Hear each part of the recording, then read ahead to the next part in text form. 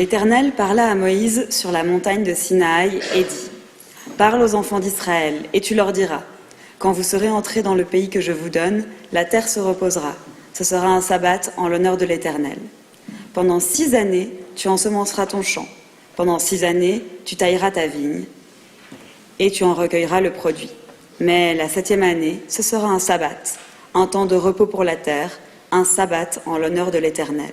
Tu n'ensemenceras point ton champ, et tu ne tailleras point ta vigne. Tu ne moissonneras point ce qui proviendra des grains tombés dans ta moisson, et tu ne vendangeras point les raisins de ta vigne non taillés. Ce sera une année de repos pour la terre. Ce que produira la terre pendant son sabbat vous servira de nourriture, à toi, à ton serviteur et à ta servante, à ton mercenaire et à l'étranger qui demeure avec toi, à ton bétail et aux animaux qui sont dans ton pays. Tout son produit servira de nourriture. Tu compteras 7 sabbats d'année, 7 fois 7 années, et les jours de ces 7 sabbats d'année feront 49 ans. Le 10e jour du 7e mois, tu feras retentir les sons éclatants de la trompette. Le jour des expiations, vous sonnerez de la trompette dans tout votre pays. Et vous sanctifierez la 50e année. Vous publierez la liberté dans le pays pour tous ses habitants. Ce sera pour vous le jubilé. Chacun de vous retournera dans sa propriété, et chacun de vous retournera dans sa famille. La 50e année sera pour vous le jubilé. Vous ne sèmerez point, vous ne moissonnerez point ce que les champs produiront d'eux-mêmes, et vous ne vendangerez point la vigne non taillée, car c'est le jubilé. Vous regarderez comme une chose sainte. Vous mangerez le produit de vos champs. Dans cette année de jubilé, chacun de vous retournera dans sa propriété. Si vous vendez à votre prochain ou si vous achetez de votre prochain, qu'aucun de vous ne trompe son frère. Tu achèteras de ton prochain en comptant les années depuis le jubilé, et il te vendra en comptant les années de rapport. Plus il y aura d'années, plus tu élèveras le prix, et moins il y aura d'années, plus tu le réduiras, car c'est le nombre des récoltes qu'il te vend. Aucun de vous ne trompera son prochain, et tu craindras ton Dieu, car je suis l'Éternel, votre Dieu. Mettez mes lois en pratique, observez mes ordonnances, et mettez-les en pratique, et vous habiterez en sécurité dans le pays.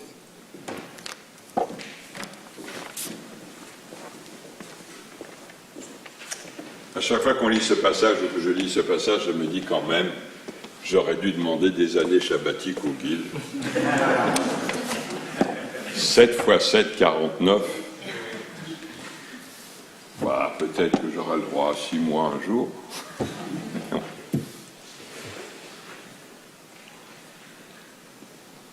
À la fin de ce chapitre, à la fin de ce passage, il est dit « Et vous demeurerez sur la terre en sécurité. » La question est de savoir qu'est-ce que la sécurité dont il est fait mention. Rachi, dans son commentaire, dit « Ceci est ajouté parce que l'histoire nous a prouvé, enfin, je rajoute juste cette partie de phrase, parce que les Hébreux à l'époque n'avaient pas appliqué les commandements, et donc Dieu les a dispersés, les a envoyés dans la diaspora, et ils sont revenus. C'est pourquoi il est dit, et vous pourrez, si vous respectez ces commandements, vous pourrez demeurer dans votre pays dans la sécurité.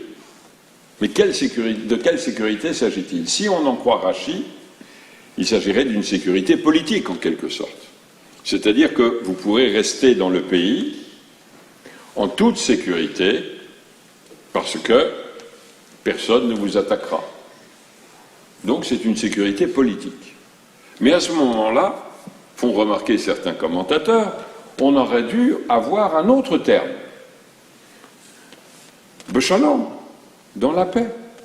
Ça aurait été beaucoup plus clair, beaucoup plus compréhensible. Évidemment, cela aurait rajouté encore au commentaire de Rachi qui disait « c'est parce que vous avez désobéi que vous avez été dispersés.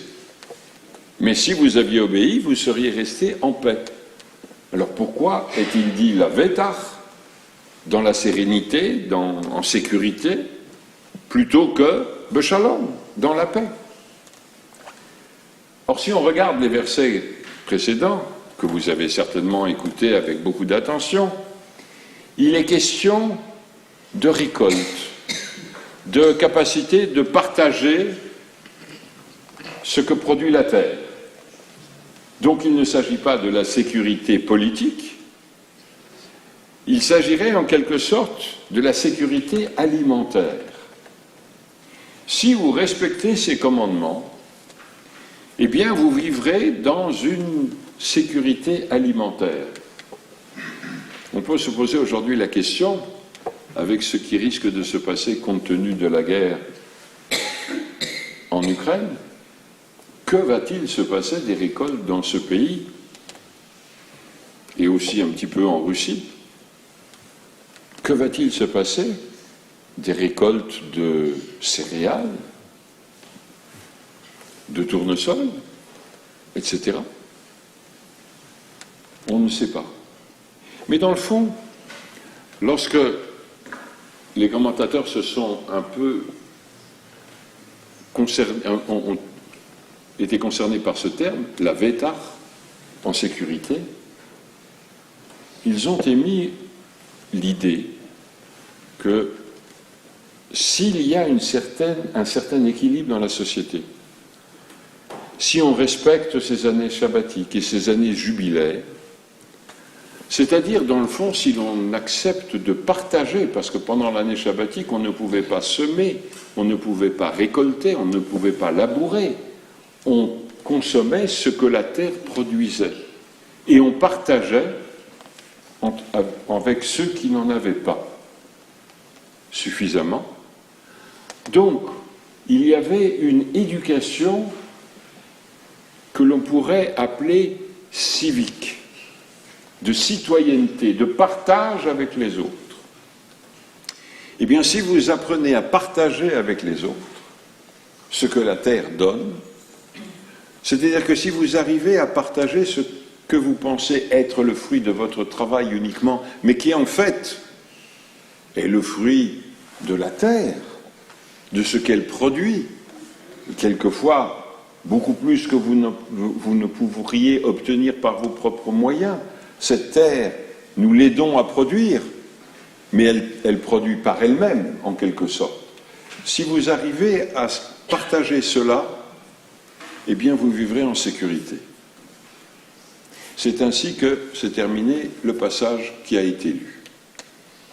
Il commence par « Et l'Éternel parla à Moïse sur le mont Sinaï ».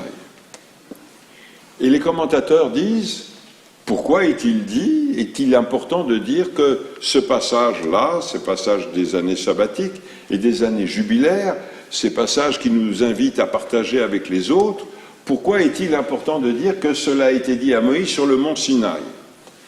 Et le commentaire général est, parce que si vous regardez le reste de ce passage, tous les détails de ces lois seront énoncés. Et les commentateurs disent, de même que tous les détails de ces lois ont été énoncés sur le mont Sinaï à Moïse, de même tous les détails de toutes les mitzvot, de tous les commandements ont été énoncés dans leurs détails à Moïse.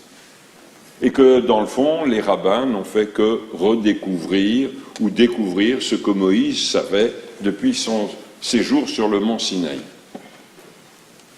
C'est une vision, et c'est la vision du judaïsme traditionnaliste. Mais il y a une autre vision, il y a un autre pan. D'autres commentateurs font remarquer qu'il s'agit là de lois sociales, qui, à première vue, ne sont pas des lois de type religieux. Ce n'est ni du rituel, ni de la croyance. Ce sont des lois pratiques et des lois sociales. Alors, de même que l'on peut dire, ou l'on pourrait dire, que tous les détails ont été donnés à Moïse de tous les autres commandements, on pourrait dire la chose suivante. Est-il nécessaire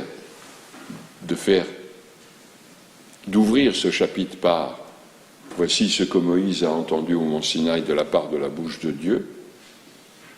Pourquoi cela est-il nécessaire? Eh bien, pour nous dire qu'être juif, ce n'est pas seulement dire le Shema le soir et le matin, venir prier à la synagogue le vendredi soir, bien que ce soit important, mais c'est aussi tout aussi important de mettre en application des commandements sociaux, de s'attacher à ce que notre société vive dans un certain équilibre, de s'entraider, de partager avec les autres. Ceci est aussi important que toutes les lois rituelles et que toutes les lois concernant la croyance, ce que l'on appelle la foi, ce que l'on doit connaître et ce que l'on doit savoir de Dieu et des hommes. Ceci est aussi important que cela. Et c'est peut-être une nouvelle façon de commenter ce premier verset de la paracha et de se dire que certes, la croyance est importante pour certains, que certes, l'application des commandements religieux, rituels, est important pour certains, mais peut-être est-il plus important de mettre en application les lois sociales qui sont énoncées dans la Torah et de les commenter avec autant d'importance que les lois rituelles, et que lorsque l'on est juif, on l'est parce que on s'attache à ce peuple auquel on appartient ou auquel on a adhéré. Quand on est juif, on est ceux qui énoncent certaines paroles le soir et le matin.